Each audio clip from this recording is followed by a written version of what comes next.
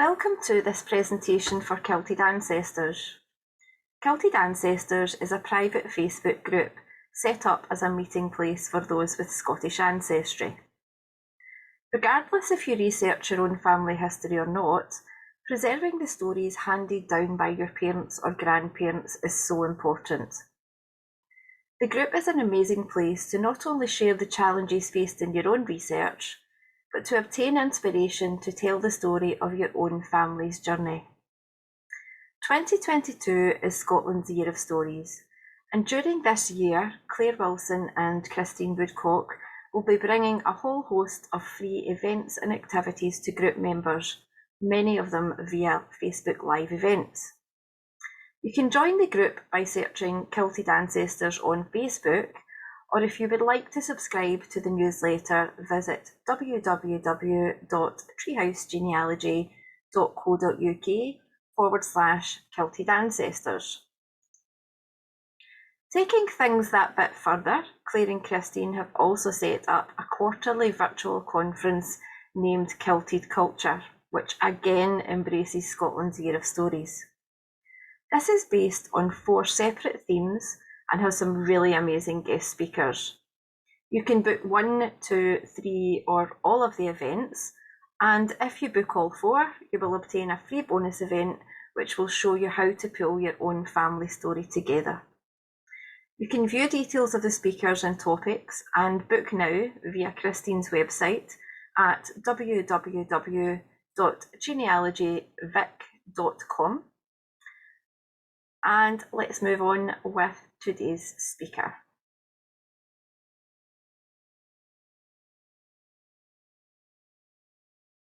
Okay, hello everyone. My name's James Walker. I'm a photographer and with a passion for flying and photography together. So my grand plan is to promote this website, flyinginscotland.com.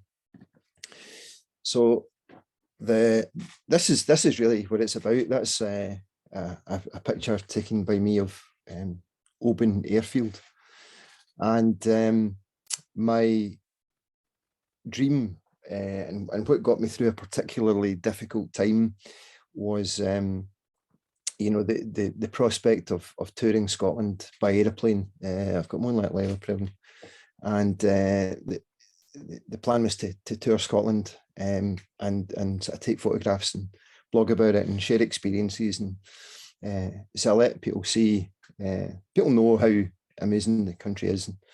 And I think it would just be nice to kind of share those experiences and in some ways give a point to the exercise of flying around, so that it's not just me being selfish and enjoying it myself.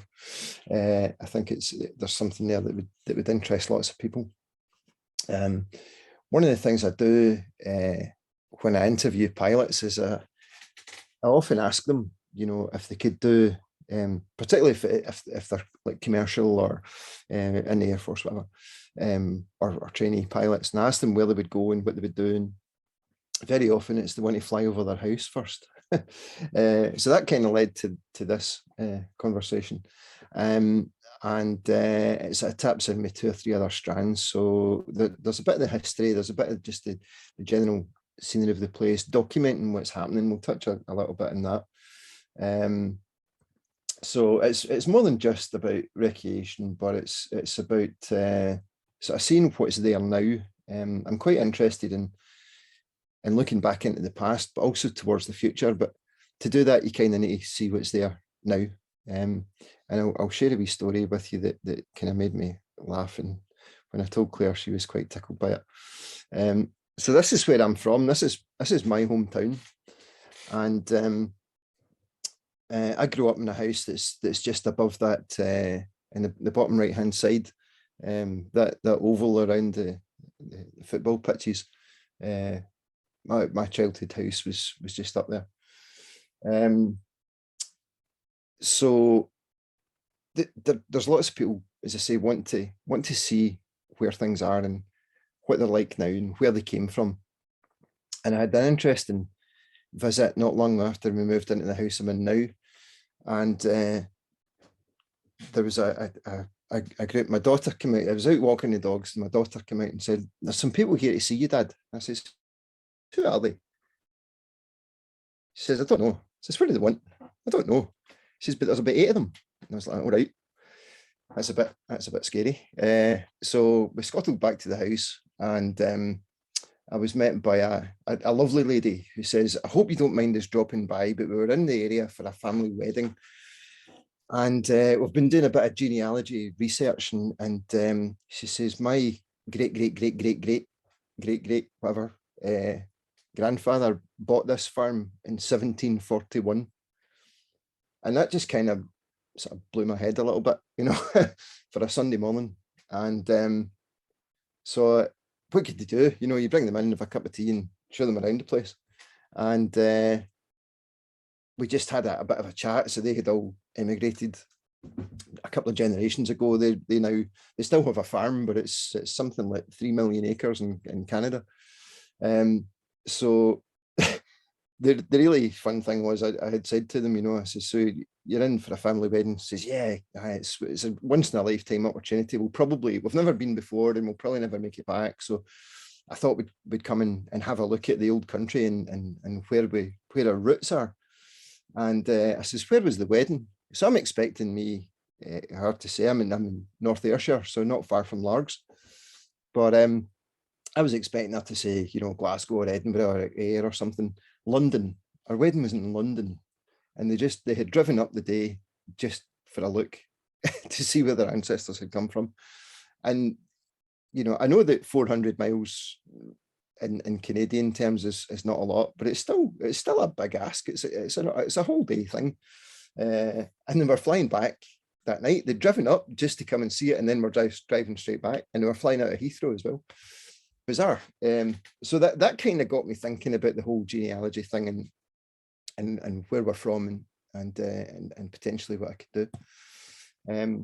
So the story developed, and this is another shot of Beath, and just a little bit of context and where it is and sort of what surrounds it and how it's grown. There's an exhibition going to be coming up for the Jubilee at the Beath Cultural and Heritage Society, and they've got some lovely old black and white photographs of Beath. So this is going to be one of 2 or 3 that are going to join that set as a before and after, and it'll kind of show the development through the Queen's reign for the Jubilee. So that's the kind of purpose behind this. But during lockdown 1, we were busy thinking, what are we going to do? How's this going to affect everyone? And they sent me an email. I woke up to an email and they'd sent me a picture of an old house, and they said, "Do you know where this is?" So fortunately, there was a name on the back of it of the house and where it was. And so I quick popped that into, I didn't recognise it, so popped it into Google, and it turned out it was down the Borders. And I thought, this would be an excuse to go and see that. So we weren't allowed to fly at the time, we weren't allowed to drive, but I thought, that kind of solidified that idea of, there's something I could do that could show people where they're from. So there's only so much you can do. I gave them the coordinates and the screenshot of Google Maps, but that's pretty generic, isn't it? And it is what it is. And I came up with the idea of offering this kind of thing to show, again, what it's like now, if the building still exists, if the town's certainly still there. If the building still exists, then, there's potential to go and take pictures of it from the ground and from the air. And I thought that would be a really cool way to help people out, particularly if they don't have the ability to come and visit, or they're not sure about whether to come and visit. This kind of thing would help solidify their decision-making process to come or not. So that's my house. I wish. But these are the sort of things you can do. And of course, you can do this with a drone, and arguably better with a drone, because it's a little bit more controlled and you can get lower down. But one of the things that I can offer that the drone can is that journey and sort of showing you where the place is in context of what's around you and the kind of wider landscape and the wider country. So this is Blair Estate that's not a million miles away from me. But this is the sort of thing I love to do. You just go flying. There was no reason to take this other than I like the picture. And you know, whether I ever do anything with it is potentially something. I might go and chat the door one day and see if they'd like it. But you know, there may well be people in the group that have connections back to Dalry, and this is of family or historical significance. You know, where they lived there or worked there, or there's relations, or you know, whatever the connection may be. I'm kind of interested to find out what people want and try and deliver that. So this is getting to what my house is in there. It actually is now. So again, that's one of the wider ones, and I'm interested as well in, as I said, in how the landscape changes over time, and how things develop. So between those two reservoirs, there's work going on at the time of this picture. It was just taken last kind of autumn, late summer, early autumn. And there was work going on. So the reservoir is far, far, far lower than it has been for many, many years. So part of the reason for this photograph is my house is in it. It was a nice picture. The woodland is changing. A lot of the woodland to the sort of middle left in the kind of centre ground, just behind those buildings there, has been felled because it was that remorum disease. So a lot of that had to be taken away and is being replanted with a new native species. And there's a really interesting carbon sequestration project going on in there. So between the forestry changing, the reservoirs changing, I thought this was just building up to be something that's going to be pretty fascinating and of historical significance. Just beyond the second reservoir, there's a new crematorium, and every time they have a service of remembrance, then or of committal, they plant a tree. So very soon that whole valley beyond the second reservoir is going to be covered in trees, and again they're not the spruce plantations that you see here. It's back to native natural woodland, which is going to be fascinating, I think. So that will change beyond recognition within our lifetime and will extend and continue to grow long after we're gone, you know. So that is the Canadians I told you about earlier. Their family had part of the family had South Camp Hill, where I stay. Another part of the family had North Camp Hill, which is actually normally underwater in this reservoir. So just to the left of the road, you can see the stream in that area that's browny green. It's newly growing vegetation is normally all underwater. So those are two little almost islands, little peninsulas. So the one that's kind of center screen at the bottom is where North Camp Hill Farm was, and that was bought by compulsory purchase order and flooded. So that little clump of trees is where the house stood, but all of that land was flooded and was reclaimed. You can still see some of the field drains and some of the boundaries that are there. I love these kind of shots when the sun's relatively low and it casts a long shadow and sort of picks out detail that you wouldn't normally see. And this really is looking back through time, because, as I say, normally that's just a big patch of blue and you can't see anything there. So this was kind of taken partly for them, you know, partly as a record to see what was there, and partly to send over to Canada. We still keep in touch, and a lovely family. So that really is my house now. So again, the part of it was we're doing work in the field, as you can see. That it's been neglected for decades. it was an old farmer that had it, and he retired, and he was retired about 10 years before he sold it, and then the previous occupant to us had it for about 10 years. So the ground was just pretty much let go. So you can see we're putting in a new system of drains and such like. So it was back to that thing, you know, partly for the Canadians, but also partly as a record of what we're doing and how it looks. That tin shed in front of the horse school will probably fall down in the not too distant future. And the barns that are on the right hand side are being converted by a builder and will be turned into to modern sleek housing at some point. And again, they'll change. They'll both be. You can see one between the two sort of tin roofs is the roof's missing, so that's going to have a new roof and sort of double in size towards us. And the other one is to the right of it, the kind of mid right of the frame. That's going to have a big orangery built on the back of it, sort of facing out to the right. So again, that will be all changing and something that you know, we can look back on and think, oh yeah, that's quite interesting, the way things used to be.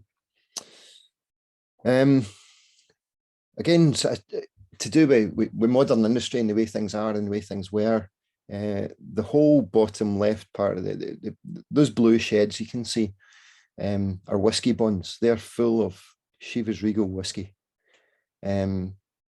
Thousands and thousands of barrels of them. They're massive. Each of those sheds is about the size of a football field, so you can imagine how much is in there. It's a significant amount. And from there down into the left, that whole area to the south of the loch is the old Glengarnock Steelworks, and that's been completely levelled. It's been completely landscaped, and even in my lifetime, as I grew up, you could see the four big chimneys that were there, and they were all slag heaps, and just it was a grey sort of lunar landscape with big black chimneys and decaying grey buildings, and that shut back in the 70s, and you know, that's as it is now. So again, I thought there was scope for comparison at some point with you know, some archive footage to show the then and now sort of thing. I think that whole thing's fascinating. So we're looking sort of northwest there, and just below the clouds on the left hand edge of the frame is Ben Lomond. So we're looking out over Lochwinnoch, Kilmacombe, and just beyond the hill, the Clyde runs up past like Inverkip and Weems Bay, up into Gourock, and the hills of Argyll in the distance there. Just something a little bit different. Again, I like that atmospheric low golden light, you know, that kind of cast shadows and contours. And this is Moffat we're looking at down in the Borders, and again, something that I've kind of not seen from drone footage is the slightly well, my interpretation of something that's a bit more artistic. And you know, it's a lot of the stuff you see tends to be a bit clinical, but I think this is quite atmospheric, you know, in the late afternoon winter sun. You can see a little bit more through the trees because they're losing the leaves, and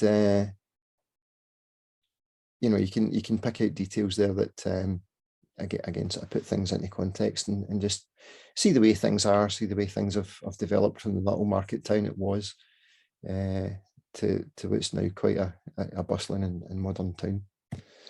And a detailed shot. This is just off the M74 as you head south.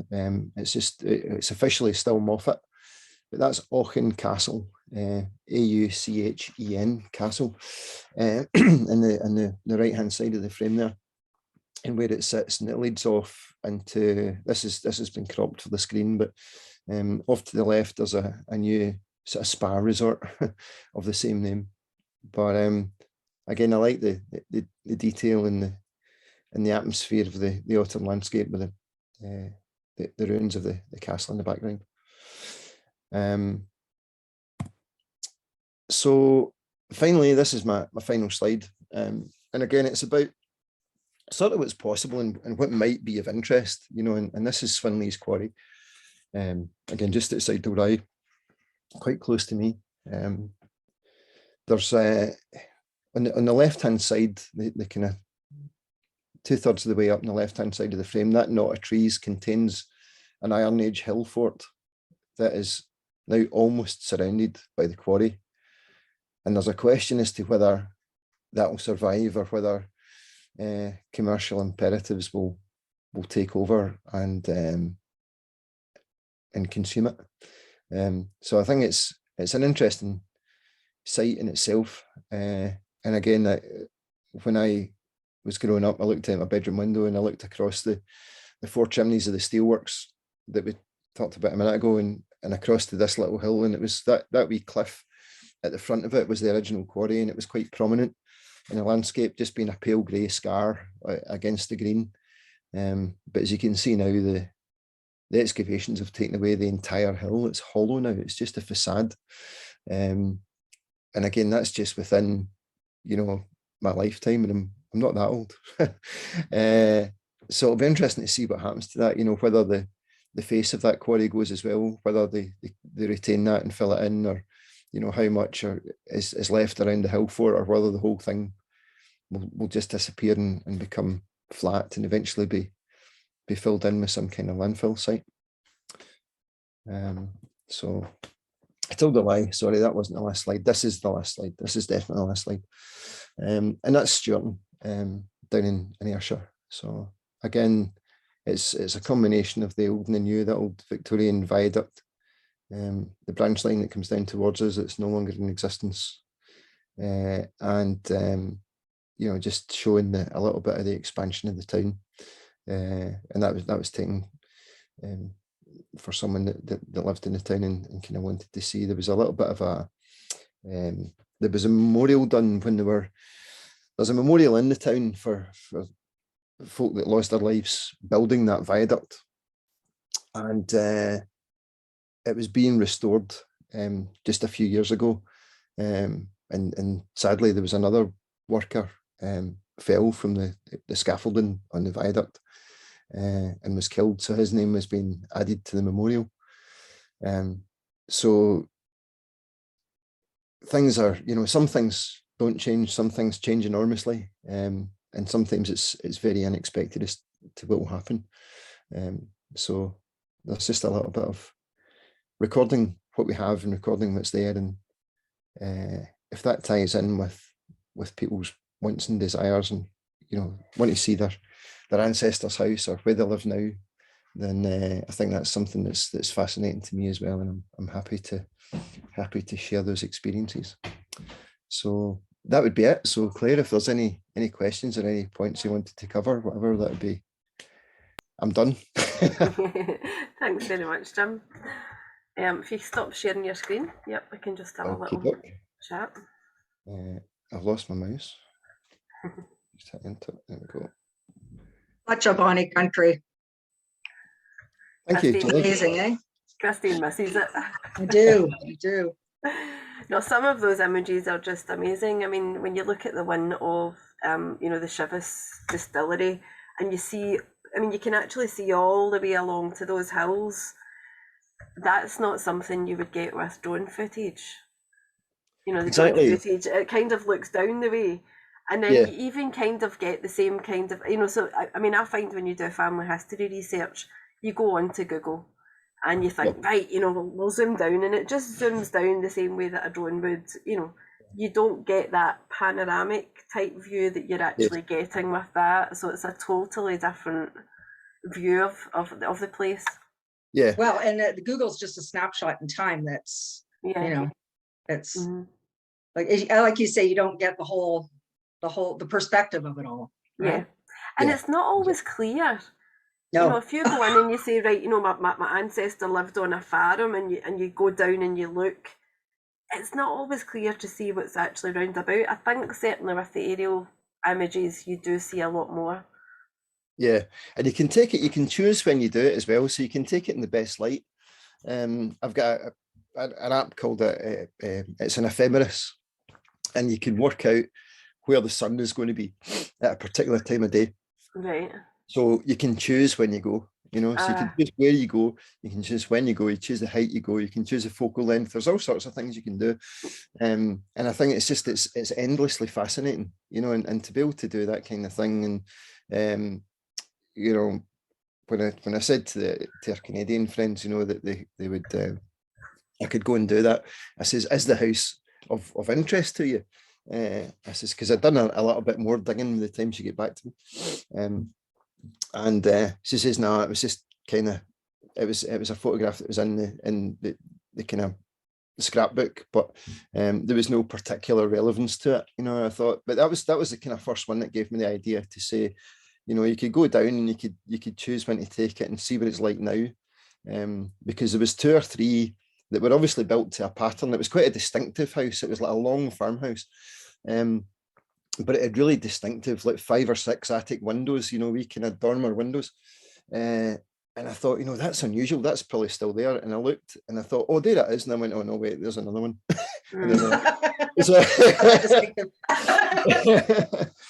But, one of the things that would fascinate me, and we actually picked up, that's what lockdown does to you, isn't it? You're sitting there and thinking, what can we do? We had a cafe business at the time, and they had told us we had to close it. And they said, okay, then what? And they says, well, we don't know. So it was like, oh my God, just all your investments in that, and just everything you'd planned to do was in there. Albeit that was a slightly distracting plan, doing what I'm doing now is plan A very much. But I thought, well, if the cafe never reopens, it did, as it turned out, and we thought we'd get away with it, but we closed it permanently in September. So we're now doing this full time, which is something of a relief, I have to say. Yeah. Set your own hours. Yeah, exactly. So, but we just thought about, you could go. I would be quite happy. I've got 25 years in the police experience, so I'd be quite happy to go down and sort of do a bit of investigating and sort of chap doors and speak to people. And particularly if you guys have done your thing and you already have a wee bank of information to go on, then I would be totally up for going down and whether it's photographing churchyards and gravestones or the houses or whatever, you could do a bit from the ground and a bit from the air, and I think that would be a fascinating thing to do and to get into, and that was what sparked. Wow, the potential. Yeah. Exactly, exactly. Wow. I've got very little idea how to go about it, and that's really where he's just up for cups of tea, because if you knock on somebody's door and you say you're interested in the house, you get invited in. Exactly. So particularly if you tell them why, so it was these kind of things that sparked the initial conversation with Claire, and I thought it would just be a fascinating project to pursue. I think that's fab. I mean, that the thing is as well that I think there's so many people who, they are perhaps abroad, they research their family history, but they don't have that way of perhaps, or they're not fit to travel, or they have restrictions that they can't go. Especially now, so many people are, none of us have really travelled abroad in how long. So I mean, that is the option to perhaps say, well, I can't do it just now, but Jim could actually do that for me. He can be, my eyes and ears on the ground. He's got he can investigate, he's got those skills. He can go out and have a look for me. So yeah. And that's what I meant earlier when it said it might inform your decision whether to come or not, because it might be, not every town in Scotland, unfortunately, is beautiful. And it may be that you think actually, it's not worth the trip, or that's not, but somewhere else is. So it would help with planning and prioritizing and stuff. Well, that's it. You maybe would actually get a view of a town and say, I can actually see why my ancestors left. The place they went to was so much nicer. Because hope you're not like when you're doing your investigation, you're not like discovering bodies that have been buried. Exactly. Yeah, exactly. It's your ancestor buried a body and left. Now that would be really interesting. I know. I know. So, but no, it's something. It's your own unforgotten. Yeah, it's something really pleasant to do now, as opposed to, you know, going to people who have either got a problem or you're going to give them a problem, you know. So yeah, exactly. Yeah. Yeah. And you can do it in your own time. Yeah, no constraints to solve the you know, the problem right away. Exactly. You know. I know. Well, thank you very much for today, Jim. If anyone would like to, Jim is a member of the group, so feel free to reach out and chat to Jim if you have any questions. And thank you very much.